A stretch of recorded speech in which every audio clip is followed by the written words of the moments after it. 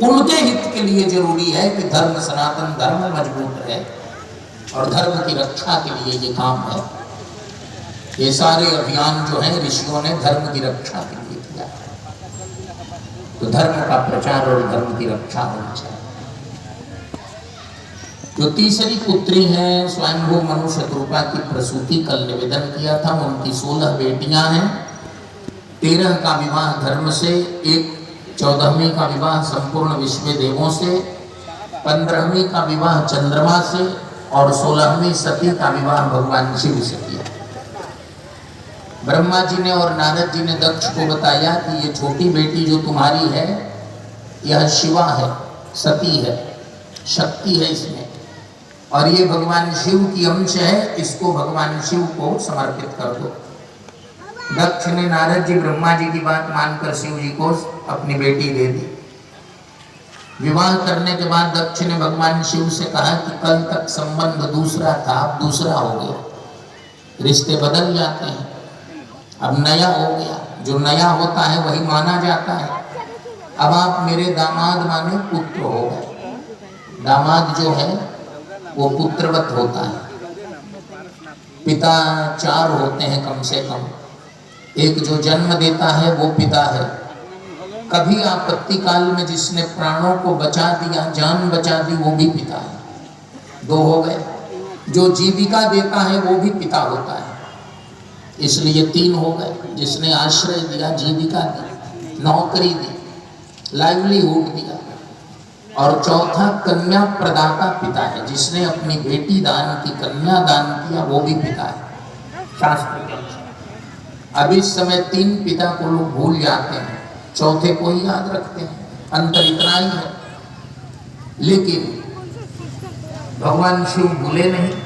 क्यों नहीं भूले? मानस रामायण में बड़ा सुंदर दिग्दर्शन है। विवाह करने जा रहे हैं तो चले बसह चढ़ी बाजही बाजा, बैल पर, उनका जो वृष है उस पर जा रहे हैं। तो कैसे जा रहे हैं? वृषभ की पूंछ की ओर मुंह करके जा रहे हैं। बारात में जब जा रहे हैं तो बैल आगे जा रहा है ना, तो भगवान शिव पीछे की ओर देखते जा रहे हैं। लोगों ने पूछा कि जब जाना उधर है तो आप इधर बैक साइड में मुंह क्यों किए हैं?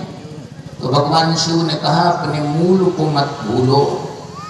जहां से जा रहे हैं, जहां जा रहे हैं वहां के न हो जाए, जहां से जा रहे हैं वहीं के बने रहें, चाहे जितना विवाह हो।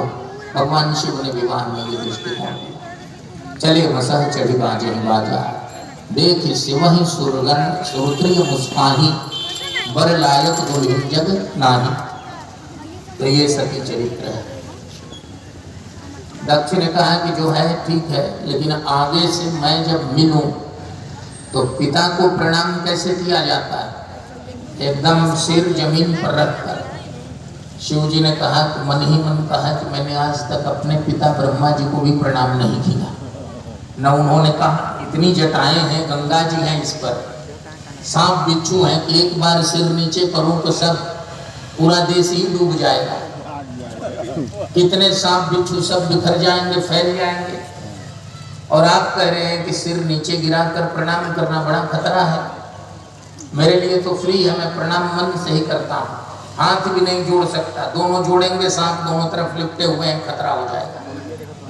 एक हाथ टेकनी पर ऐसे माला के साथ रहता है, एक हाथ में त्रिशूल रहता है, हाथ जोड़े कैसे? थोड़ी सी जड़ी इधर उधर होगी, वो सब नस लेंगे। खतरा है, सामान्य स्थिति नहीं है, बहुत बोझ है। लेकिन दक्ष बुरा मान गए।